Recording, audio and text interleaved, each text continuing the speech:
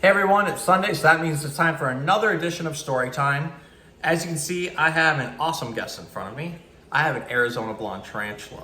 Now before I get started, if you're new to my page, because there's been some new subscribers, or you've been recommended here, please hit the subscribe button, tag people in it, send the video to people. I love reading children's books to animals so I can explain to kids all the cool things about this animal and the stuff in the book. You also see that there's some really cool animal facts videos I have posted up on my page as well. So without further ado, we're gonna get to the tarantula. So what I have with me today is an Arizona blonde tarantula. Now, this is one of the bigger species in the United States. They're found all throughout the Southwest, mainly in Arizona, but also down to Mexico. There's lots of cool features about tarantulas that I absolutely adore. So with a New World tarantula, which is once found in North and South America, they're known for their urticating hairs. So you can see there's these hair-like structures all over her abdomen, and they kind of stop at her cephalothorax here. What she can do is she can kick those off with her hind legs, and they get in the eyes, the nose, or the mouth of whatever animal may be trying to come after her. When we look at those under a microscope, they're reverse barbed, almost like a fish hook. And so when an animal blinks, they get stuck in the eye because of those barbs, or in the nose when they breathe, or the mouth when they swallow, and that allows her to get away and get into her burrow, which is where she actually spends the majority of her time. See, tarantulas don't like to go out just into giant spaces and go hunting. They actually stick pretty close to home. And she's gonna lay like a silk style web all around her burrow that will help her with hunting, so she actually really doesn't have to go that far. Now, the other cool feature is you notice that there's these hair-like structures on the legs. So those structures are gonna help her with finding stuff within her environment. Basically, they're kind of like Spider-Man's Spidey sense. So they can detect pheromones, which is how most insects are communicating. They can detect like barometric pressure and wind change, temperature change, even electrostatic activity. So these hairs kind of go on a tingle, like a Spidey sense, like the Peter tingle. And when something's around her that may be causing her to need to be on alarm, like a predator, those hairs basically tell her what's going on. But she most likely won't be visible to you at all. Most of it has to do with the fact that she's got some amazing colorization that helps her blend in with her environment.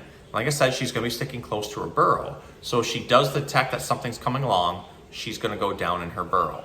Oh, sorry, I disturbed you a little bit. Wanna stay there? There you go.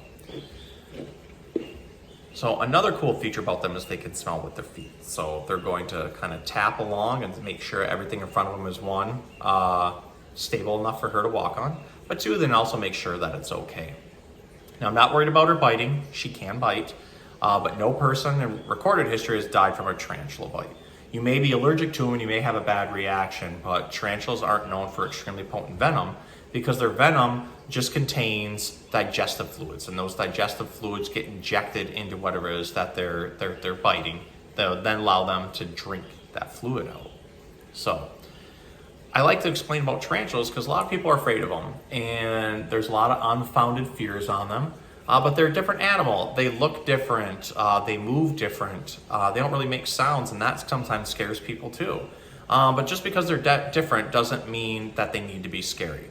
So with that in mind, the book I chose for this week is one by Jacqueline Woodson called The Day You Begin. So I'm gonna go ahead and put Dolly Parton here down, make it so you can still see her, but also so she's safe on her piece of wood. You okay there, Dolly? You gonna stay? Okay. So Dolly's gonna sit here, and I'll adjust my camera a little bit, that way you guys can still see her, and I'll read the book. All right, don't you go down, stay up on your wood. She's doing fine all this time. Here we go. There we go. Back up on your wood. Just chill out. There we go. All right.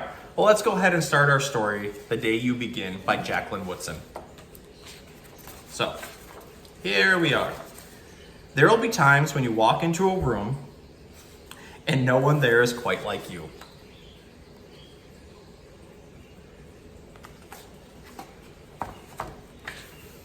Maybe it will be your skin, your clothes, or the curl of your hair.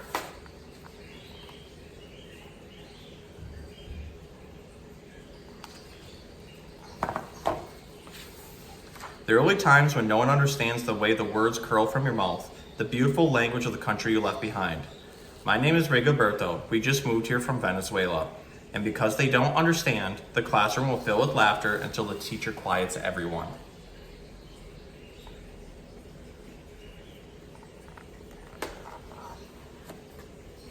Dolly's deciding to go for a walk. All right, you can stay. Are you gonna stay on the wood or are you gonna stay on my hand? You have to decide, sweetheart. You have to decide. How about we push you back on the wood? Go on. As long as you're gentle with a tarantula, they'll be gentle with you. You have to get to know them first and you have to understand some body language. All right, how about that? Rigoberto, from Venezuela, your teacher says so soft and beautifully that your name and homeland sound like flowers blooming, the first bright notes of a song.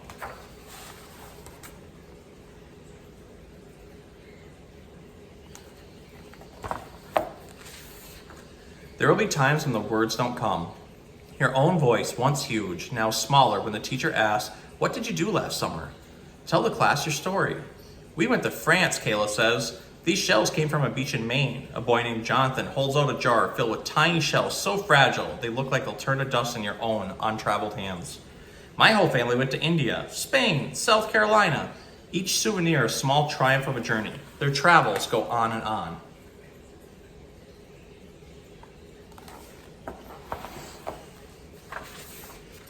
As you stand in front of that room, you can only remember how the heat waved as it lifted off the curb, and your days spent at home caring for your little sister, who made you laugh out loud and hugged you hard at nap time. You can only remember the books you kept on reading long after she had fallen asleep. And in that room, where no one else is quite like you, you'll look down at your own empty hands and wonder, what good is this when other students were flying and sailing and going somewhere?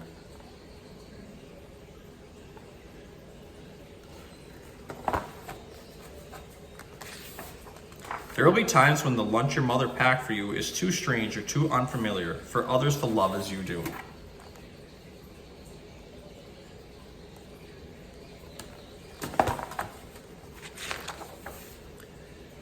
When even your own friend Nadia will wrinkle her nose and say, "What's in there anyway?" And you wonder how she doesn't see the rice beneath the meat and kimchi. You'll wonder why she doesn't remember that rice is the most popular food in the world.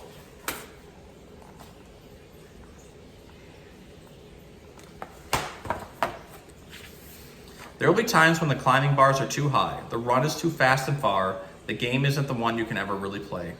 "I don't want him on our team." You can watch. Maybe you can have a turn later.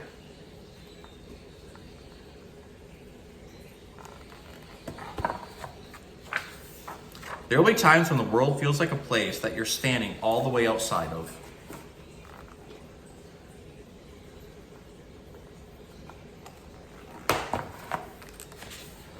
And all that stands beside you is your own brave self, steady as steel and ready even though you don't yet know what you're ready for.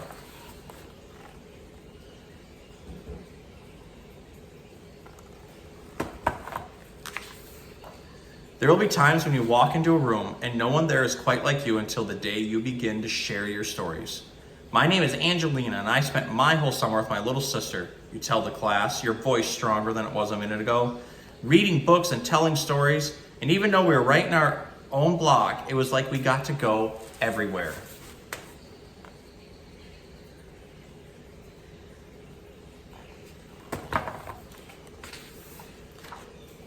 "Your name is like my sister's," Rigoberto says. "Her name is Angelina too." And all at once, in the room where no one else is quite like you, the world opens itself up a little wider to make some space for you.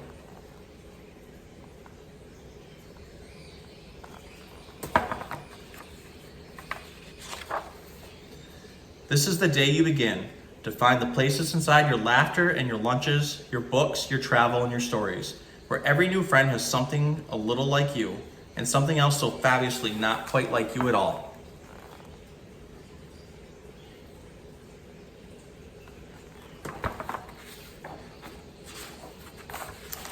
The end. So I hope you enjoyed this week's story, and I hope you learned a lot about tarantulas as well. As always, the story correlates to the animal. We may find tarantulas to look a little odd. They may not be like the normal animals we have as pets, but they are unique, they are awesome, and they are all one in their own. And just like you, no matter if your hair is curly or your skin is a different color or you come from another country, you are you and no one can change that, and you are the best version of yourself. So I hope you guys have a good night, and we will see you next time. Getting your close up. There we go.